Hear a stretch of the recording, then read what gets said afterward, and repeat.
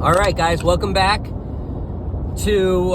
Portable Generator Services hints, tips, and tricks for portable generators. I am your host this evening, Brian. Welcome. Thanks for watching. Thanks for subscribing. I really do appreciate it. I do enjoy writing educational stuff and helping out anyone that I possibly can. I will help you out if I can. Give me a call if you have any questions, any comments, concerns. As long as it's not concerns about my mental state, I'm all good. I know I got a couple screws loose. I know that I, should be able to screw them back in. Unfortunately, I can't find the screws.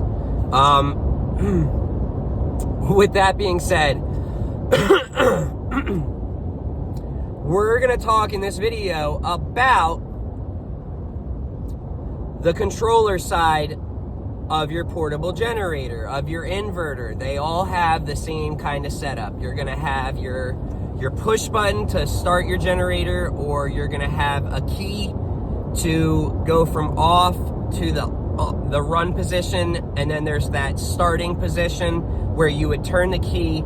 You turn the key and you hold it for the gen to start cranking. While it's cranking, you're gonna go move your choke to the run position, and once the gen starts and it's running, you would let go of the key, and it would go and stay in the middle position, which is run. So we have that. Then you're gonna have your duplex regular wall outlets there, right? You'll have, maybe, depending on the size of generator and whatnot, you'll either have 2 sets of outlets. You'll have a circular outlet, whether that's labeled 30 amp 120 volt, which is only going to be three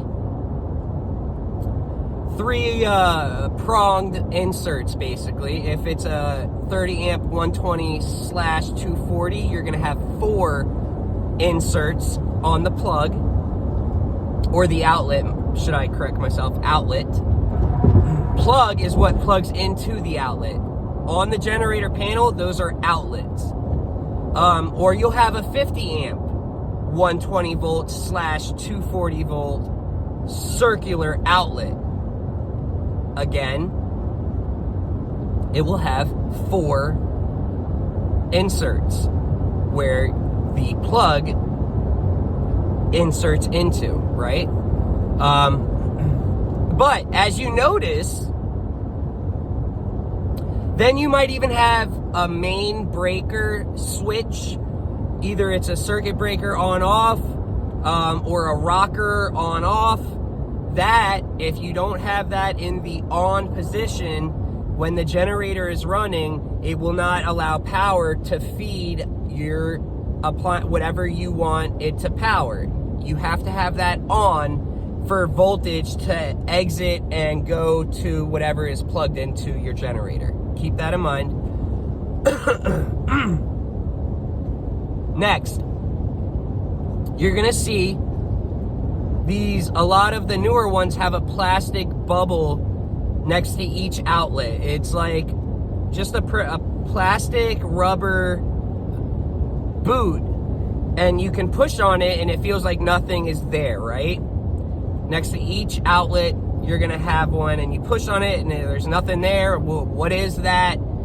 That is a circuit breaker for each outlet. Basically, it's an overload circuit breaker. If you were to overload and put too many amps, say on the duplex, on the regular household outlet, if it's only rated for, say, 15 amps, and you somehow have something that plugs into it that's 20 amps, it will end up tripping, and that little plastic thing, if you do trip it, will have a black reset thing pop into that plastic boot, where then you would push on it and it will actually push something back in to reset itself. So it's a circuit breaker, or you could call it a fuse in a way. It's a a self-resetting fuse. Self-resetting, it's the same as a circuit breaker. It really is. There's nothing different. So that is what that is. In case anyone was wondering, they're like, what are these little plastic things? They're like nothing. You can literally like push it all the way in and there's nothing there. Yeah. If you were to trip the outlet that it is for, you will feel something there when you push on it.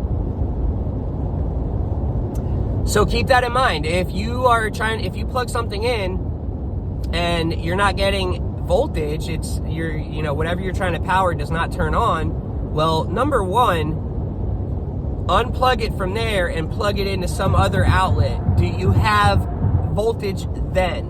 If yes, you're definitely going to have a reset.